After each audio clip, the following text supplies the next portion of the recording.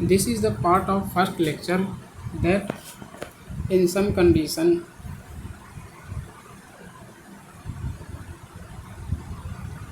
I don't have the ability to give lectures for some because some problems we have created in my devices.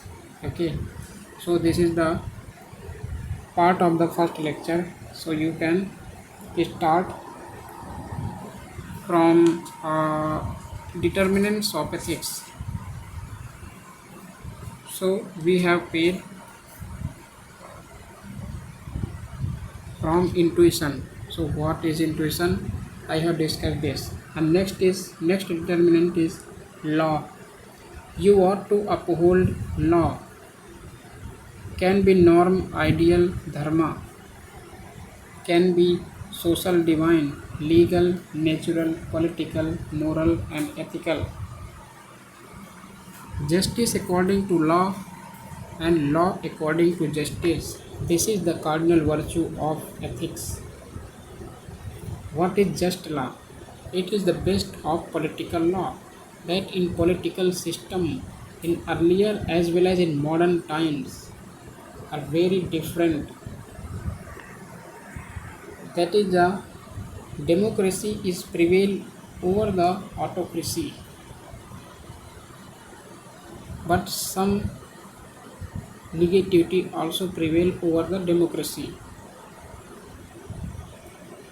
So political laws can be seen as very crucial to create a territory or the nation. So this is the determinant of law. And next determinant is the pleasure. You ought to seek pleasure. In Greek word hedon, like hedonism, ethics of hedonism means pleasure. Hedon means pleasure. That Charvak philosophy says that you have to become a purusharth. In Charvak, the idea of karma is more important than dharma. The end of pleasure. Karma becomes the end of pleasure because this is the result of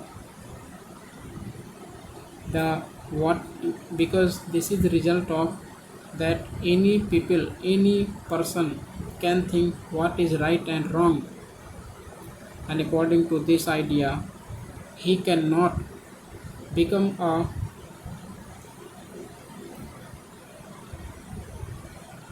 or he cannot live his better life according to Charvak philosophy.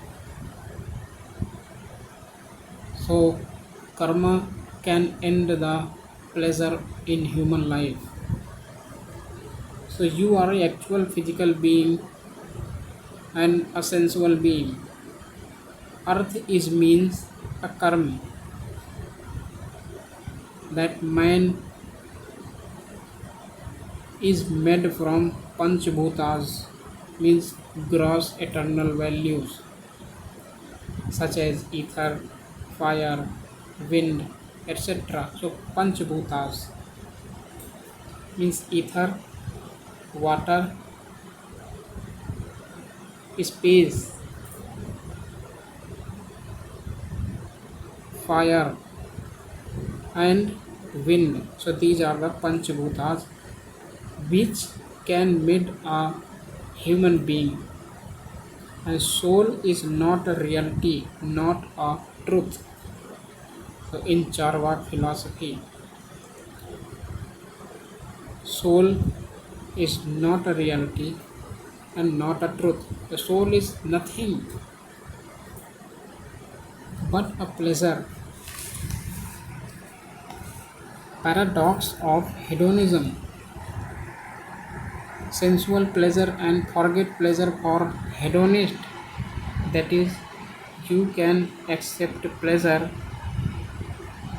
and you can accept pain. If where the pleasure, there is the pain as well. Dharma is two sacrosanct value. Trivada, Trivada consists of three exclusively moksha, dharma, arth, and kam.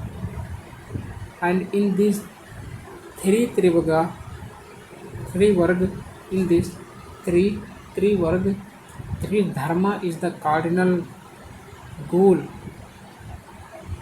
to accept moksha. In Purusharth, there are four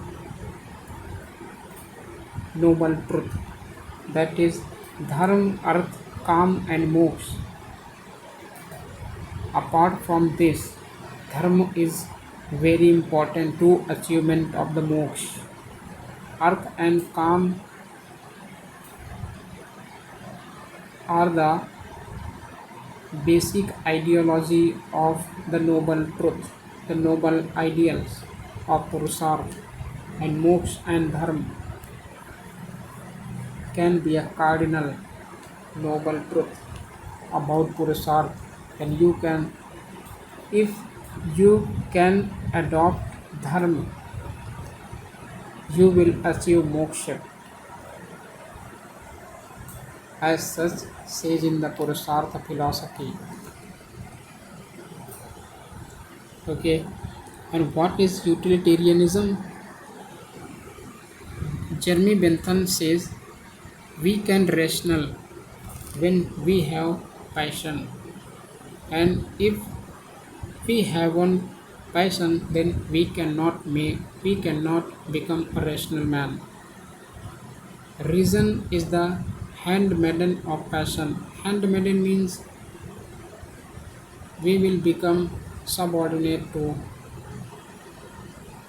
another. Okay, so Jeremy Bentham tells that you have to become a passion man. If you not want to become a subordinate to others, then practice command of passion. Jeremy Bentham says that you ought to create the greatest happiness of greatest number.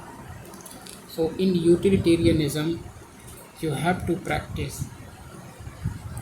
If you become a good ethical human soul, you have to practice the utilitarianism, that you can think about greatest happiness of the greatest number, and you can adopt a sovereignty, and sovereignty has four cardinal values, that nature, pain, human mind, and pleasure. Ultimate, you can adopt a pleasure. If these three things you will be adopt. So these are essential sentient ethical facts and natural facts. Is or pain, pleasure can be low or can be high. This can be decided by you.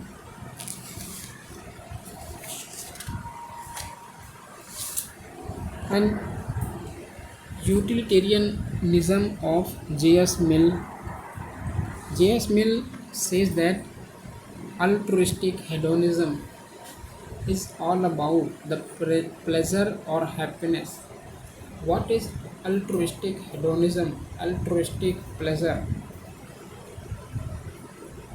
Here there are three terms which are mentioned in the altruistic hedonism, that is the egoistic hedonism, altruistic hedonism, and universalistic hedonism. So if you cannot become a universal hedonism, at least try to understand and try to become an altruistic hedonism, not become egoism.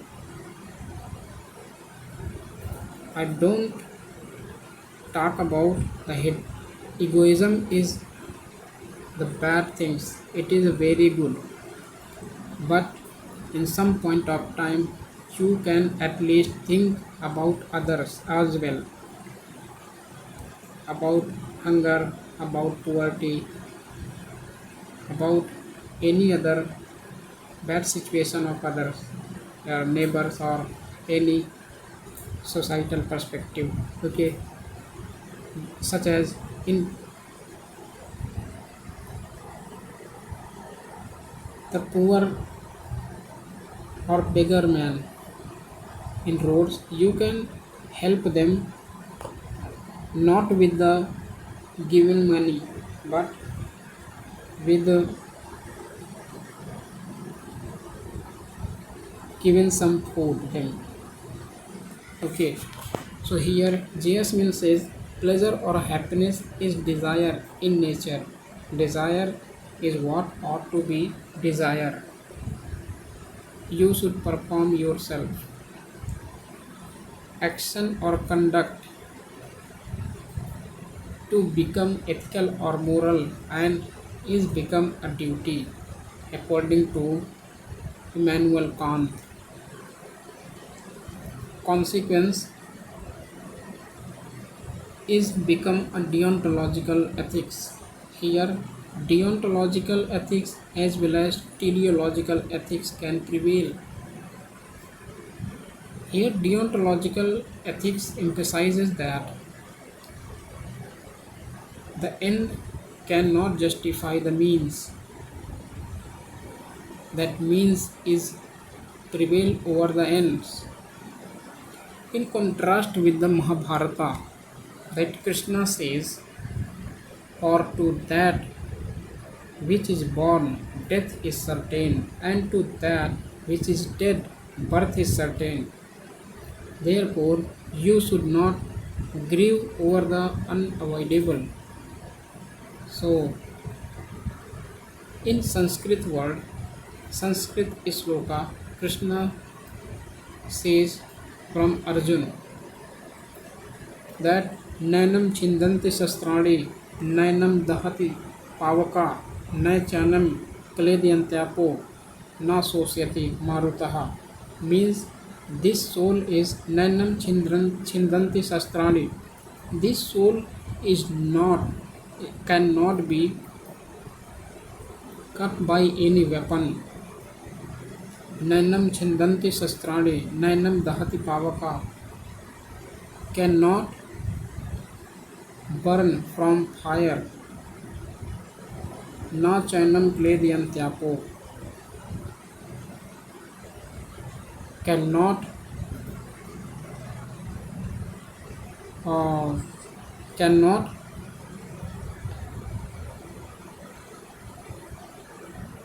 cannot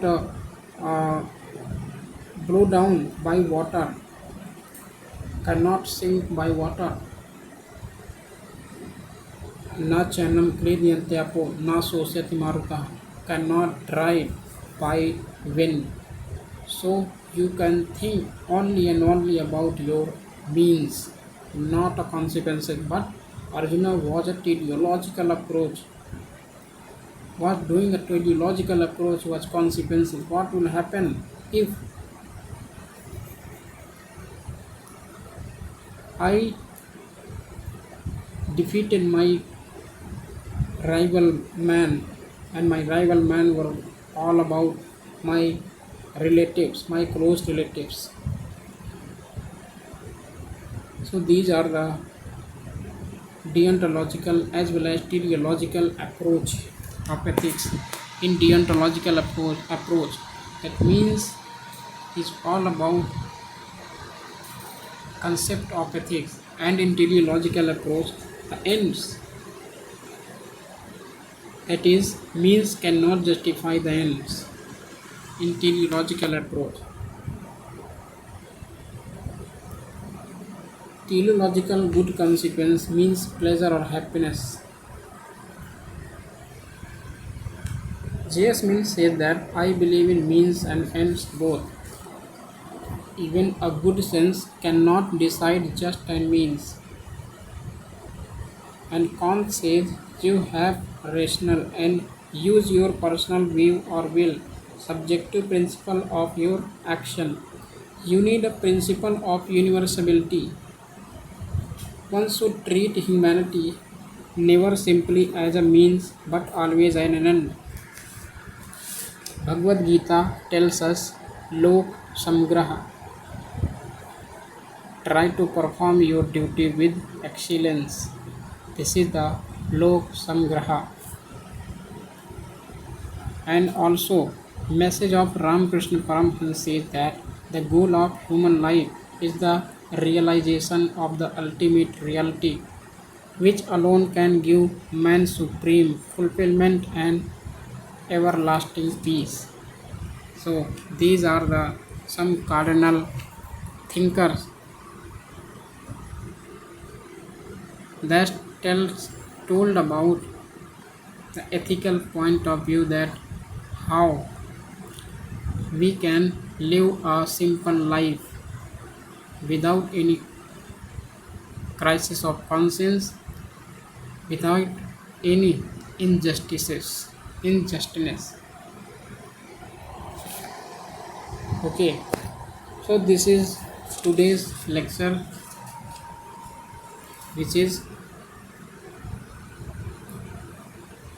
covered more topics about first chapter, that is ethics and human interface, and we have reached determinants of ethics, and next we will understand the challenges of ethics, problems of ethics, ethics in private and public relationship, that included the Nolan committee, relation between private and public ethics, and morals, differences between morals and ethics, human values and types of values, and importance of values, ethics, morality and values. We have discussed number of more number of values, and all the terms we can discuss in next term. Okay, role of society in inculcating values, role of education in inculcating values. So in next lecture we will end this first chapter of ethics. So here we will end the lecture.